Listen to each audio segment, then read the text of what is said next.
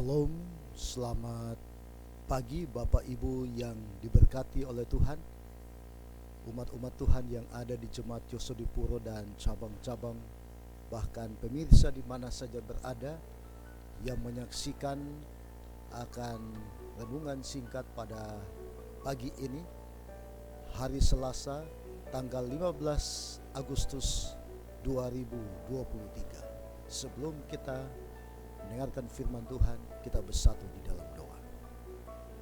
Bapa kami di sorga, terima kasih saat ini kami rindu merenungkan sebagian firman Tuhan. Roh Kudus-Mu boleh berbicara kepada kami karena kami siap mendengarkan suara Tuhan.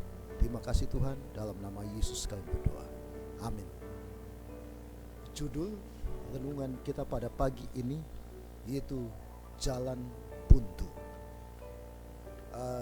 Bila mana kita membaca di dalam Keluaran pasal yang ke-14 ayat 1 sampai ayat 14, kita lihat di sana Firaun bertindak untuk penghabisan kali. Dan di dalam ayat yang ke-14 dari Keluaran 14 dikatakan Tuhan akan berperang untuk kamu dan kamu akan diam saja.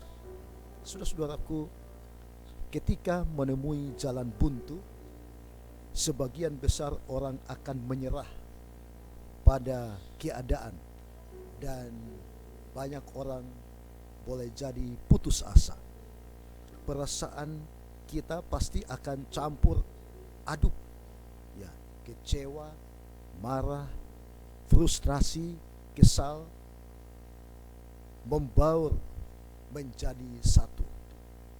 Akhirnya tanpa dasar, tanpa kita sadari, keluarlah dari mulut kita perkataan yang negatif dan dengan sebagai reaksi-reaksi yang tentunya tidak baik. Dengan perasaan dongkol serta emosi pun kita akan memutar balik langkah kita dan berusaha untuk mencari jalan alternatif. Nah, bagaimana jika jalan buntu dan itu mengacu kepada tidak adanya jalan keluar untuk masalah yang sedang kita hadapi? Apa yang kita akan alami bila mana kita menemui akan jalan buntu? Nah, saudara-saudaraku, menghadapi akan jalan buntu juga pernah dialami oleh bangsa Israel ketika mereka dikejar oleh pasukan Firaun. Di dalam Keluaran pasal 14 ayat yang ke-9, adapun orang Mesir segala kuda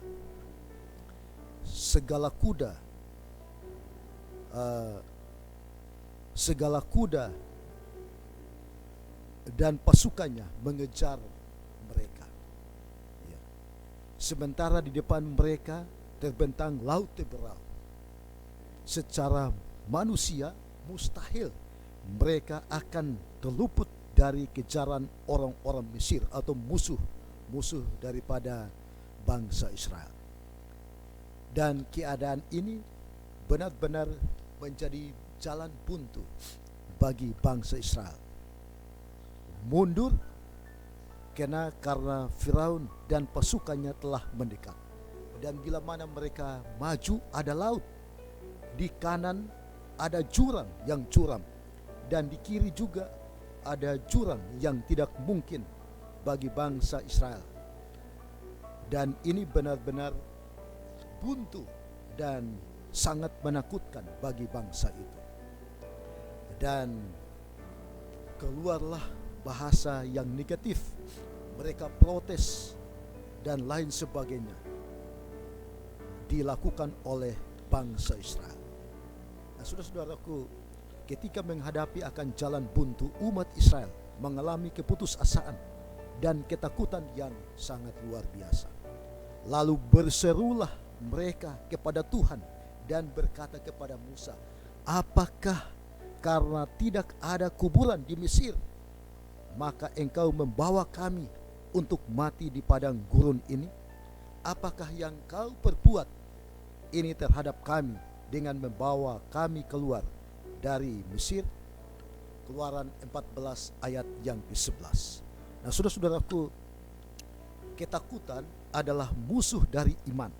Sementara kita takut, semakin lemahlah keadaan kita, sehingga kita pun semakin tak punya kekuatan untuk melakukan sesuatu.